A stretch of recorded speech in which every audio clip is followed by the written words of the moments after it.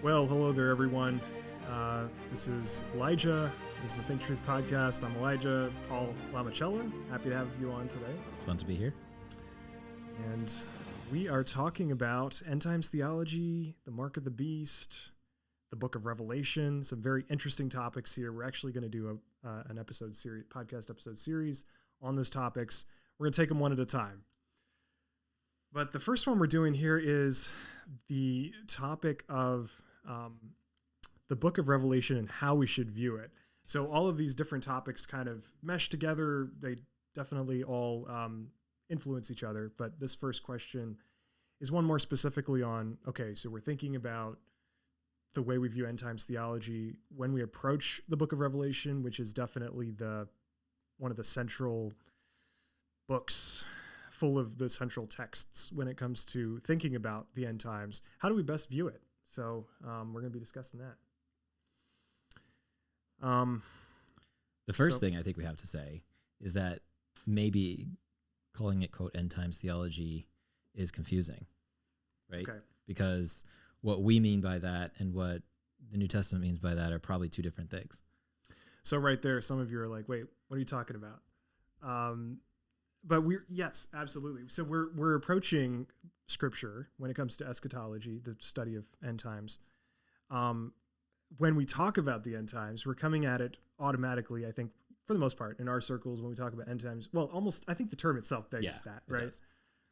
There would be maybe other terms that we would use if we weren't thinking about a very, maybe somewhat dispensationalist, but also like... Yeah, a popular kind of American approach that kind of dates back 100 years or so. Yeah. Where you view the book of Revelation as what? Sort of a code book into the future to try to understand the events of maybe 2100 and beyond, or maybe only 10 years from now, right? That's sort of the approach, is like something pretty soon is going to happen, and we need to dig into the book of Revelation so that we understand what's coming. Yeah, and I think with that the only significant period of time, if we use the phrase end times, is sort of the last few years before Jesus' return, basically. And that's what end times means in popular parlance, I think.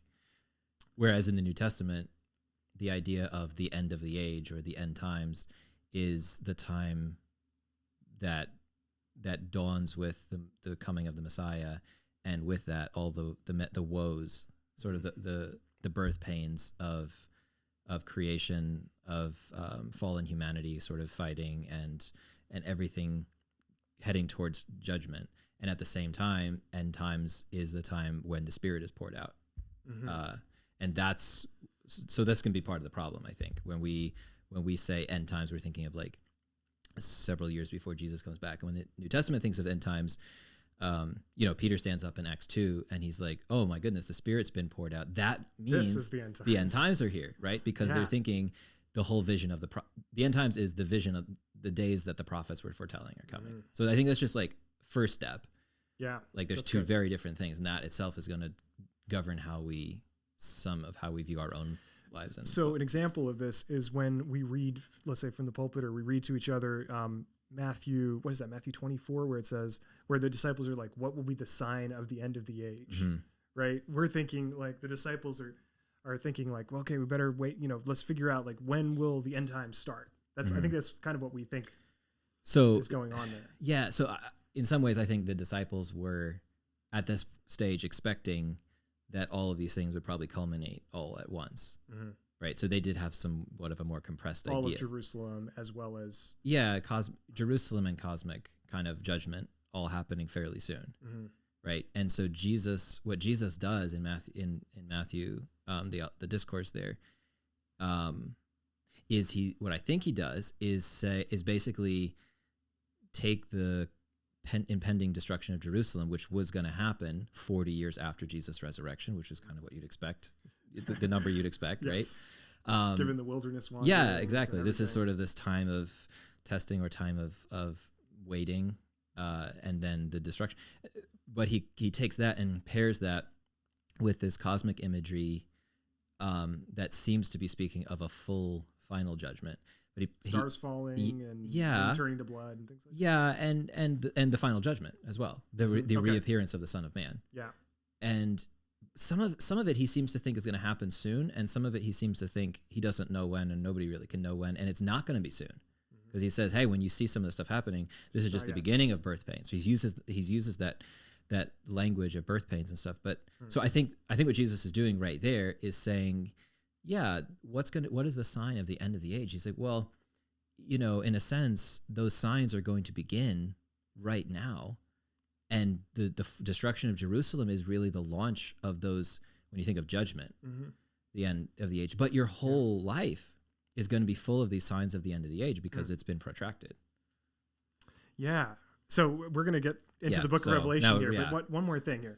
So when the disciples think of, when they hear like that, the sign of the coming of the Son of Man and things like that Jesus talks about there, or this moon turning to blood and the sun. What's interesting is I've always thought it's kind of strange that cosmic signs that actually happen on a fairly regular basis, like things like like the eclipses and things like that should be tied to Jesus's coming, because these things have happened. It's not like they're happening on a more regular basis now than they used to be. No. It's not like they're happening like there's suddenly more of them than there have ever been before. In fact, certain times in history, there have been like massive meteor showers, for example. And then people were like, oh my goodness, this is it. Out. Yeah. And that was in the 1700s. So oops. Yeah. Maybe 18s. So yeah, I always thought it was kind of strange that Jesus would tie, because of course the way I thought about it was there's these cosmic signs are going to happen sort of as like the first, the first start signs. Where we're like, okay, here we go, 7 more years or whatever. Exactly. And then it's like, well, this has been happening all along. So what's with that? Right. But if you view things like, well, Jesus says like, look out, wars, there's going to be wars, rumors of wars, but that's just the beginning of sorrows. And then these cosmic signs, Jesus is essentially priming the church to see like, to see their lives, see everything, the way the world works right now is all being indicative of God's judgment, indicative of like these scenes of like world powers fighting against God's people and ultimately losing again and again, and things like that. Right. And a lot of this, again, you just keep going further back. We're supposed to be talking about Revelation, but you just kind of keep going further back, because this imagery, and we're going to talk about this in a bit when we talk about Rome, the super significance of Rome, all kind of pushes back to the prophets and Jerusalem's first destruction with Babylon, right? So when Babylon's destroyed and going to be destroyed, the prophets use cosmic imagery about basically the earth becoming formless and void again and things like that. It's Jerusalem's destruction is this decreation. You get cosmic imagery. Babylon is the nation that represents the antithesis of God's people at that time. The sort of the evil superpower. Yeah. Right. And so you take all of that stuff and stack it up. You like superimpose it on like the Roman picture. Right. Which is why Rome and Babylon which is why Rome is called Babylon. Yeah. Right. That's fascinating. So now we're getting Revelation. Right. So getting into the book of Revelation, now there's different, what would you call it, schools of thought, perhaps, when you view the book of Revelation that largely dictate the way what you expect to find. So I think that's one of the things we want to talk about here. One of the biggest things is, what should you expect to find when you open the book of Revelation? Yeah. So, okay. So the big genre question. But first, I think I want to preface this with something one of my professors and my PhD supervisor, mentor, said in a class one time, that when you read the book of Revelation, you should be expecting to find sort of the themes that you find elsewhere in the New Testament. You shouldn't be expecting some sort of esoteric new stuff. Clue into the future. Well, just stuff that you don't see anywhere else in the Bible, because that's just not.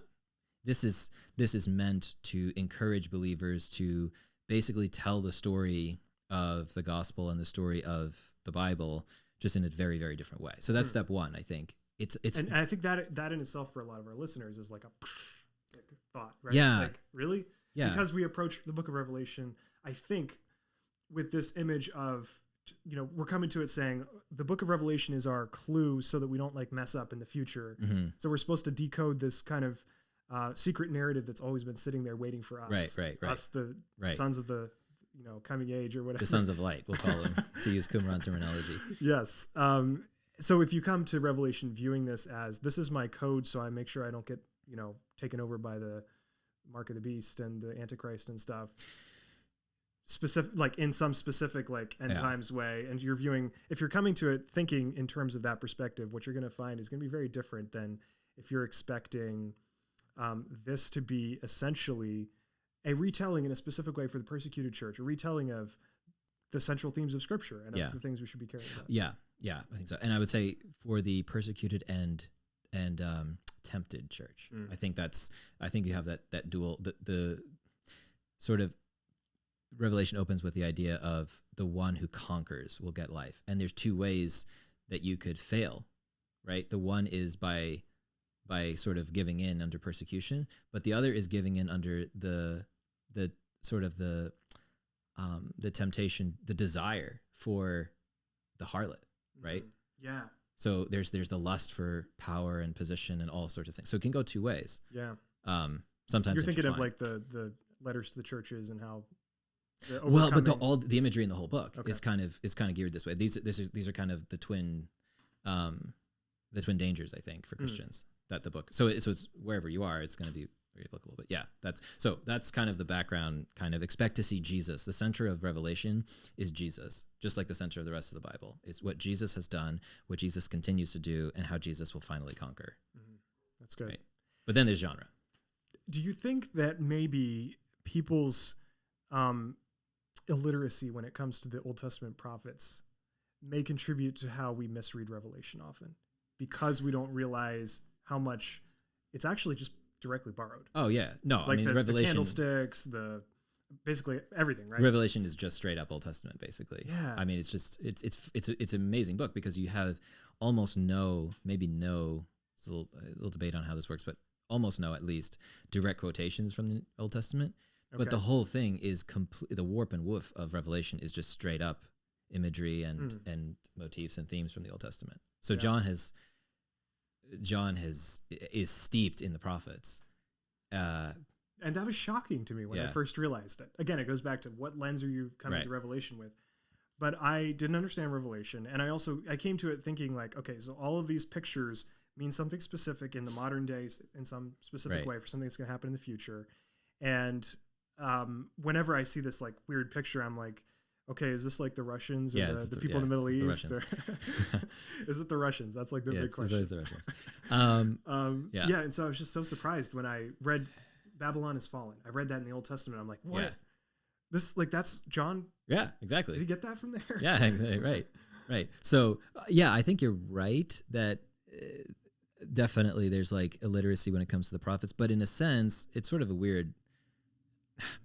In a sense, when we do read the prophets, we read them kind of in almost as poorly as we read Revelation sometimes. Okay, so it's kind of like there's genre issues there too to deal with. But but Revelation is really unique because it's for Christians, for 21st century people, it's the only, besides portions of Daniel, it's the only apocalyptic literature they'll ever read.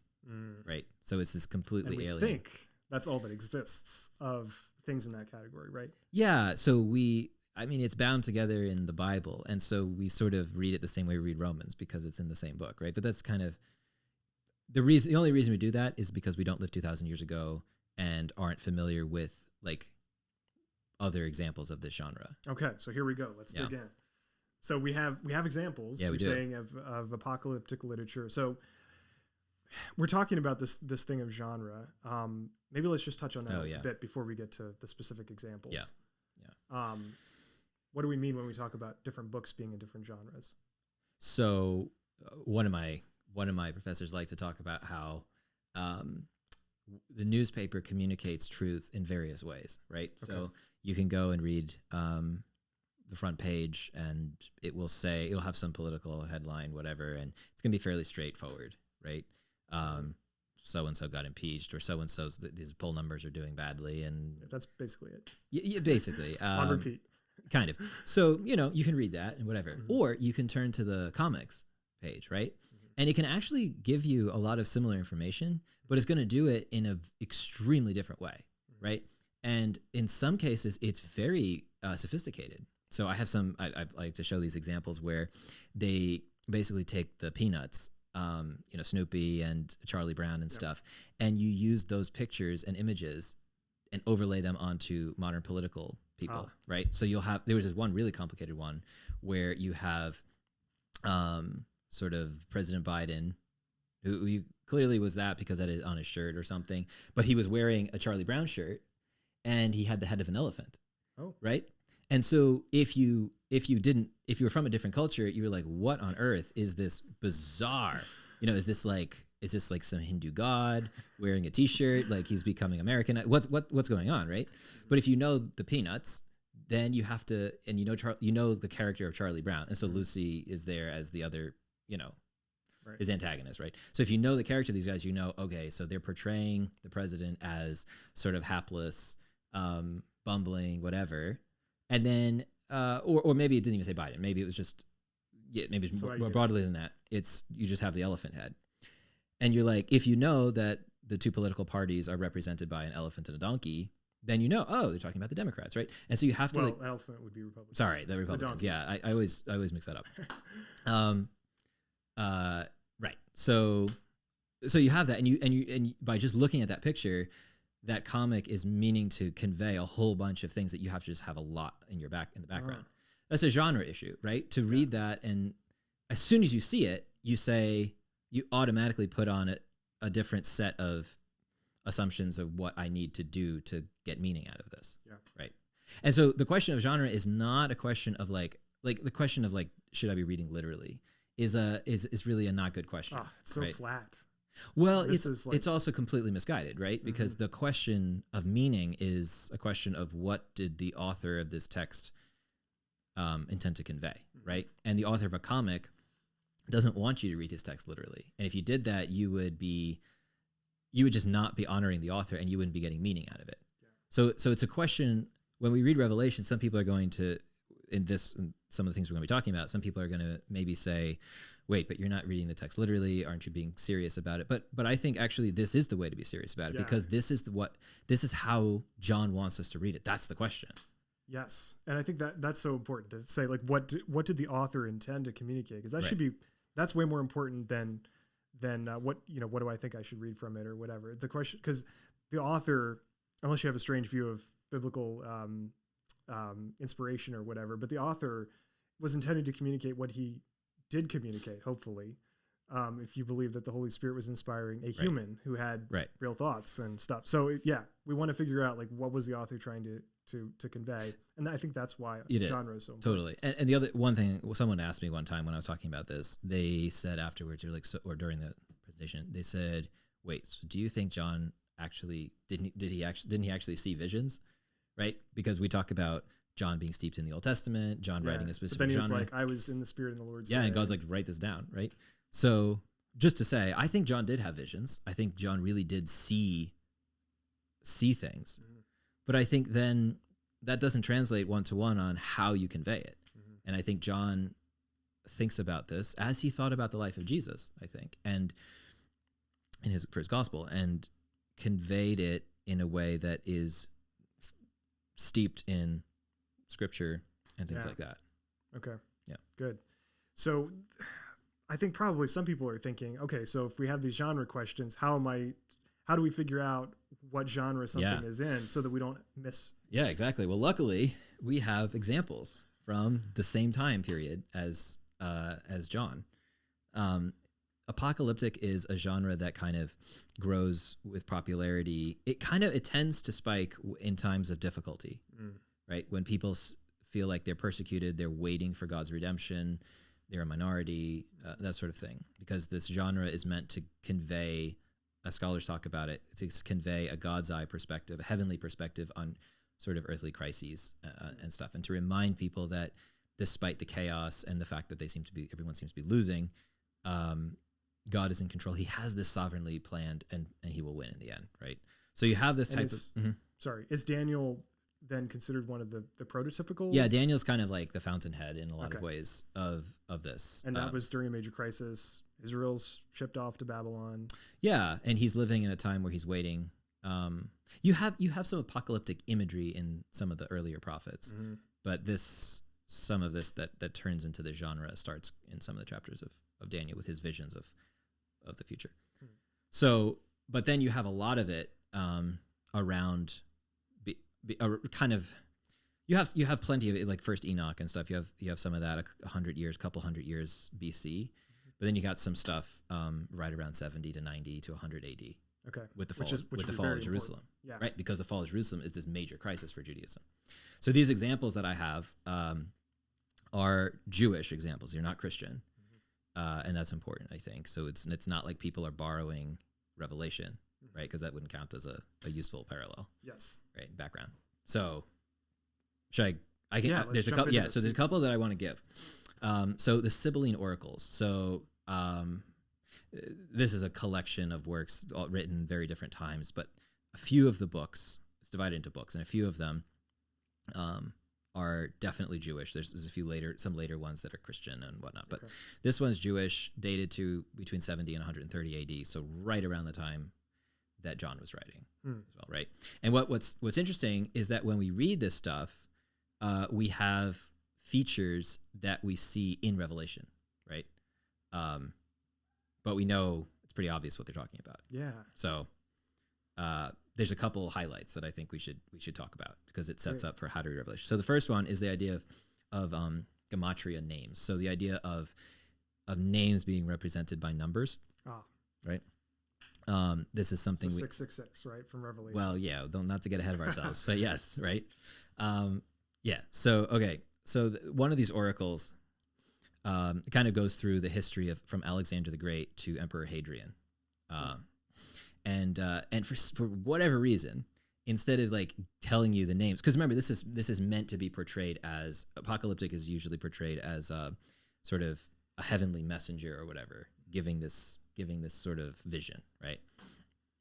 So at any rate, for whatever reason, instead of referring to each of these rulers by their name, it refers to them by the number that represents the first letter of their name. So how that works is that in the ancient world, they didn't have numerals, right? So they used their letters to stand for numbers, right? So correspondingly, every letter has a number associated with it. So that's kind of the background of this. Interesting. And it occurs in other places. Matthew uses it in his genealogy and such. So Sibylline Oracle 5, verse 10. After many princes, after warlike people, and after infants, children of the flock-devouring beast. I just stopped there, actually. Who are the children? Who are the infants? The children of the flock-devouring beast. Because interesting just to see the word beast, right? Yeah. But who are these? Well, this is a clear allusion to Rome, because of course the founding myth of Rome is this she-wolf, right? That they have these two orphan twins, Romulus and Remus, that she suckles, right? And that's the myth story of Rome. So so after infants, children of the flock devouring beast, so that's Rome, Romulus and Remus, there will be the first prince who will sum up twice 10 with his initial letter. Okay, so this is kind of letter K, Caesar, right? He will have his first letter of 10, that's Julius, so that after him will reign whoever obtained as initial the first letter of the alphabet, Augustus, right? And we can talk about how is this used, how does anyone care, right? But we just have to say this is the way they're doing it, right? Yeah. So when we read that, this is one example, and then we read Revelation 13, where we say the beast, right, or the false prophet, causes all, both small and great, both rich and poor, both free and slave, to be marked on the right hand or the forehead, so that no one can buy or sell unless he has the mark. That is the name of the beast or the number of its name. You're like, the number. Now we're talking more about what does the mark of the beast mean, but it's clear here, if we're reading the other text as background, that the number of its name probably refers to the gematria number of the name. It's talking about a person's name, right? And then it says, John says, this calls for wisdom. So let the one who has understanding calculate the number of the beast. For it is a person's number. It's a number of a man. Boom. Or maybe to say it's some dude's, number. Yeah. And his number is 666, right? So that's one example. Wow, that's super fascinating. Yeah, it's really interesting. I think one of the biggest reasons people read Revelation poorly is simply that they haven't read Jewish apocalyptic literature. Yeah. So do you want to say anything else? Do you want to move on to Rome as Babylon? Let's move on. Okay. Let's keep. All right. Yeah. So I start nerding out with this stuff. So, Okay, so Rome as Babylon. So the idea in Revelation that there's all this imagery, we see the word Babylon pop up all the time, but we also have images. Which is kind of weird because you don't expect, it's like, where does Babylon come into this? And some people would say, well, like, it's going to be a new and improved, like, modern age, Iraq or something. Right. Because it's around right, but that's just so not the point, right? Yes. Babylon is the enemy of God's people that destroyed them, right? And the only other nation in history that destroyed Jerusalem is Rome, right? And destroyed the temple. So naturally, Jewish people are going to link them, right? Just Jewish people. We're not talking about Christians. Yep. Now, when you get Christians on the scene as well, there's the added element of Roman involvement, implication in Jesus' crucifixion and stuff like that, right? So, but okay, so Sibylline Oracles 5, 155 to 160. So it says, but when after the 4th year, which is actually the equivalent of the 3.5 times language that we get in Daniel and Revelation, a great star shines, which alone will destroy the whole earth. All right. Now we'll talk. Great star? Yeah. Sounds familiar. Right. It does, doesn't it?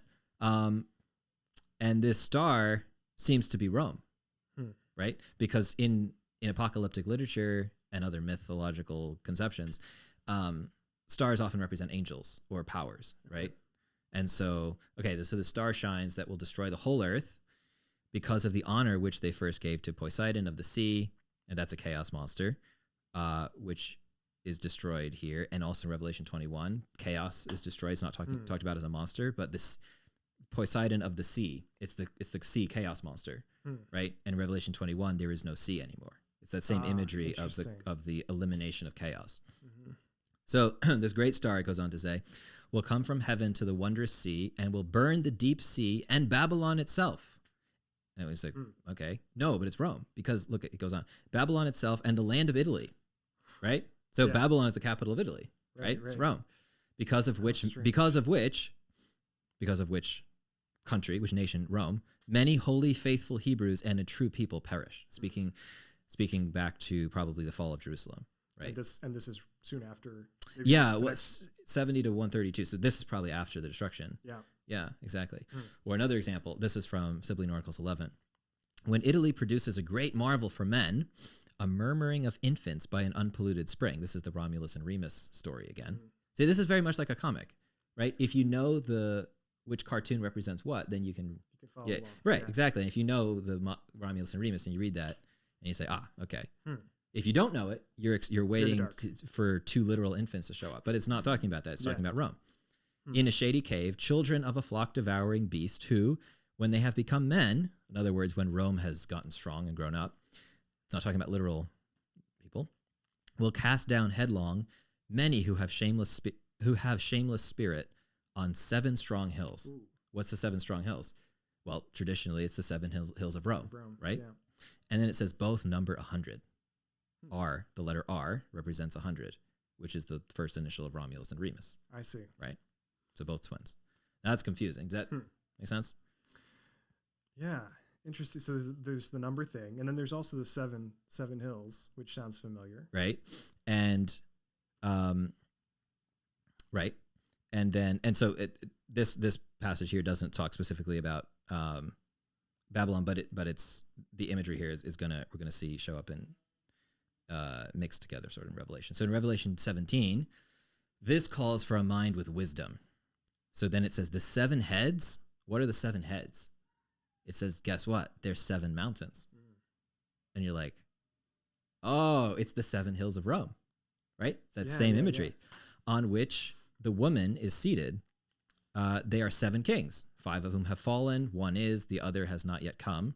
And so it's kind of mixing the idea of the heads, that's from Daniel, but that represents rulers, and the 7 mountains just representing Rome in general. The other has not come yet, and when he does, he must remain only a little while. And then Revelation 18, a mighty angel takes up a stone like a great millstone, throws it into the sea, saying, with such violence, Babylon, the great city, will be thrown down and will be found no more. And there, see, not in each passage do we have both Rome and Babylon, but it's clear they're talking about the same thing, just like those 2 examples from Sibylline Oracles, that there's this evil city that you can call Rome or you can call Babylon. It's the same thing. Yeah. And it gets destroyed. Fascinating. So those are a few. I mean, we could go on and on. Maybe one more example about the stars. So the idea of stars as angels, I kind of mentioned that before. So there's this whole vision in Sibling Oracles 5 of stars or constellations that are battling each other, right? So it's very much similar to this idea of war in heaven. And then, well, we'll get to that. But I saw the threat of the burning sun among the stars and the terrible wrath of the moon among the lightning flashes. The stars travailed in battle. God bade them fight. For over against the sun, long flames were in strife, and the two-horned rush of the moon was changed. Lucifer fought, mounted on the back of Leo. Capricorn smote the ankle of the young Taurus, and Taurus deprived Capricorn of his day of return. Not a good day for him, I suppose. Orion removed Libra so that it remained no more. Virgo changed the destiny of Gemini and Aries. The strength of the the strength of the mighty day star burned up Aquarius. Heaven itself was roused until it shook the fighters. Okay? And what happened? In anger, heaven cast them headlong to earth. Accordingly, stricken into the baths of ocean, they quickly kindled the whole earth, but the sky remained starless. So these sort of evil beings or whatever are portrayed as stars in the heavens that kind of God gets tired of them fighting or whatever and decides to throw them to earth. And so they come to earth and light the whole thing on fire, right? And they're gone from heaven, right? Now, Revelation starts with kind of giving you a clue, a very obvious clue, that it wants you to think of stars and angels as related, right? So, because in Revelation 1, it says, as for the mystery of the 7 stars that you saw in my right hand, this is Jesus talking, right? Yep. And the 7 golden lampstands, what do you think the 7 stars are? The angels of the 7 churches, right? Yeah. So there's a clue. But then in Revelation 9, the 5th angel blows his trumpet. I see a star fallen from heaven to earth, and he was given the key to the shaft of the bottomless pit. His tail in Revelation 12, the monster, the beast, sweeps down a third of the stars of heaven and casts them to the earth. What it's thinking is not some sort of astronomical event, right, where stars sort of fall to the ground. It's obviously scientifically impossible, but that's not really what it's talking about. It's talking about these powers, the powers of the heavens, right? And the dragon stood before the woman who was about to give birth so that when she bore her child, he might devour it. Right? And that sort of thing. And we have in Revelation 6, whether it's talking to angels or speaking of angels or just broader cosmic destruction, it's hard to say, but where the 6th seal is opened, there's a great earthquake, the sun becomes black, the full moon becomes like blood, the stars of the sky fall to earth, and the sky sort of is vanished. So those are some examples of some very, very similar. It's hard to deny that there's extremely similar imagery going on, right? Yeah, so true. So one kind of popular take on the whole stars falling and Earth burning up and stuff is like this nuclear warfare, right? Right. Which of course is only post 19 whatever, 50s, right, when that became a threat. But yeah, so that's the genre thing. Like if you're coming to the book of Revelation thinking, oh my goodness, there's some clues in here that if we're just smart enough we can discover, then we're gonna be like, oh wow, something's falling from heaven, right? Turning the seas into uninhabitable and making burning up stuff. Right. So nuclear warfare, boom. Right. Whereas if you know the background and if you're steeped in this type of literature and how to think about these, as you said, sort of the comic strip idea, like the signs, so you know how to interpret this thing, you're going to come at it very differently. Right. And and I think and this background literature helps you to say, oh, there's people at that time were reading this stuff and they knew how to read it. They knew what this stuff basically referred to. Yeah. And I think that's the other thing to say is that we have to read Revelation remembering that it was written to specific people. And John intended them to understand what he was reading, right? Okay, maybe not every last detail or whatever, but he wrote it to give them courage and to give them hope and stuff. And but now some people are saying like, wait, the Bible was written to us.